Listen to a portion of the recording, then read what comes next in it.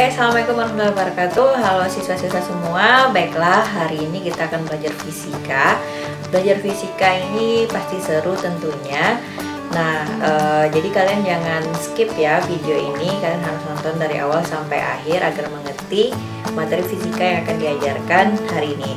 Lalu siapakah yang akan mengajarkan kalian? Oke, Bu Eliana akan mengajarkan kalian materi ini. Siap ya Bu Eliana? Oke Bu Eliana, dipersilahkan. Assalamualaikum warahmatullahi wabarakatuh. Nah, pada kesempatan kali ini kita akan membahas tentang pengukuran dalam fisika. Sebelumnya, kita harus paham terlebih dahulu mengenai besaran dalam fisika. Nah, apa itu besaran? Besaran adalah sesuatu yang dapat diukur dan dinyatakan dalam angka. Misalnya, panjang, waktu, berat badan, tinggi badan. Nah, kalau marah, apakah termasuk besaran dalam fisika? Marah, cantik.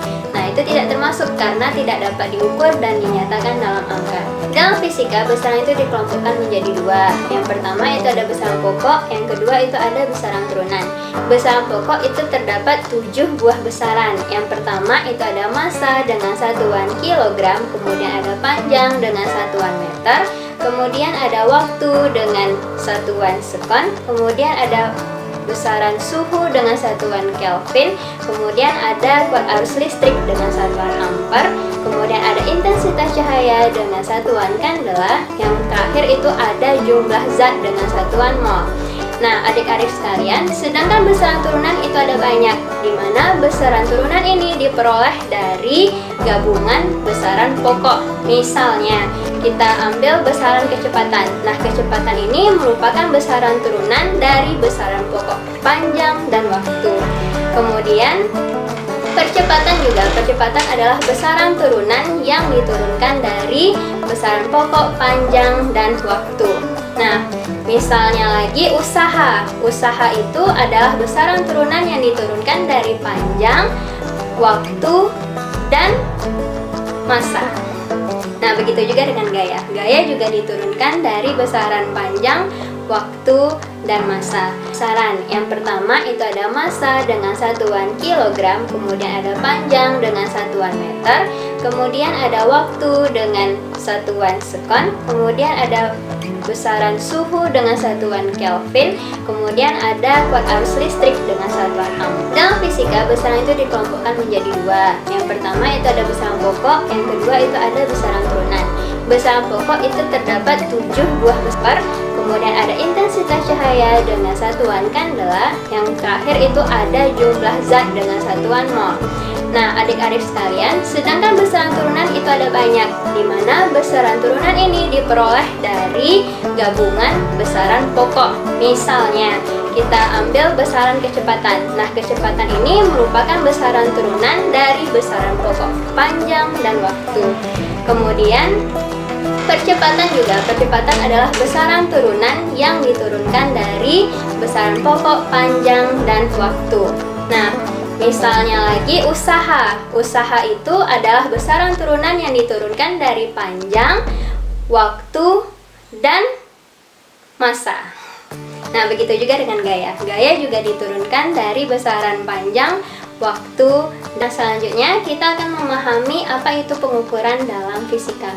Pengukuran dalam fisika itu adalah proses membandingkan. Nah, yaitu adalah membandingkan suatu besaran dengan besaran standar lainnya. Misal, kita ingin membandingkan antara besaran panjang buku dengan besaran panjang penggaris, di mana panjang penggaris ini adalah besaran standarnya, standar lainnya.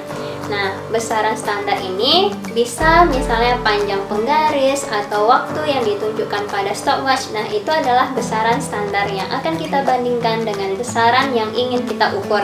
Nah, sederhananya pengukuran itu adalah proses mengukur suatu besaran menggunakan alat ukur. Apa saja alat ukur dalam fisika? Yang pertama, kita akan membahas alat ukur besaran pokok panjang. Nah, alat ukur besaran pokok panjang itu yang pertama ada mistar yang ditunjukkan pada gambar berikut. Kemudian ada jangka sorong yang ditunjukkan pada gambar berikut. Yang terakhir kemudian ada mikrometer sekrup yang ditunjukkan pada gambar berikut. Apa perbedaan dari ketiga alat ukur panjang mistar, jangkar sorong, dan mikrometer skrup itu terletak pada ketelitiannya yang akan kita bahas cara penggunaannya pada pertemuan selanjutnya. Nah, kemudian alat ukur besaran pokok waktu itu ada stopwatch yang ditunjukkan pada gambar berikut. Kemudian ada alat ukur besaran pokok massa yang ditunjukkan pada gambar berikut. Nah, alat ini disebut dengan neraca 2 lengan. Kemudian ada neraca 3 lengan. Nah, selanjutnya itu ada alat ukur besaran pokok kuat arus listrik, di mana alat ukurnya disebut dengan ampere meter yang ditunjukkan pada gambar berikut. Nah, demikian penjelasan Ibu mengenai besaran dan pengukuran. Untuk lebih lanjut mengenai cara menggunakan alat ukur, cara membacakan skala yang tertera pada alat ukur akan kita pelajari di pertemuan selanjutnya. Nah, terima kasih kepada Miss Ika yang telah memberikan waktu dan kesempatan kepada Ibu untuk menjelaskan dan besaran dan pengukuran. Kembali Ibu kembalikan kepada Miss. Oke Bu Eliana, terima kasih ya atas penjelasannya. Mudah-mudahan semua siswa mengerti dan paham. Oke siswa, selamat mengerjakan tugas ya di e-learning masing-masing. Kalau ada pertanyaan silakan di komen berikut atau WhatsApp kepada Bu Eliana. Terima kasih. Oke Miss Ika, terima kasih atas kesempatan dan waktu yang telah diberikan kepada saya untuk menjelaskan besaran dan pengukuran.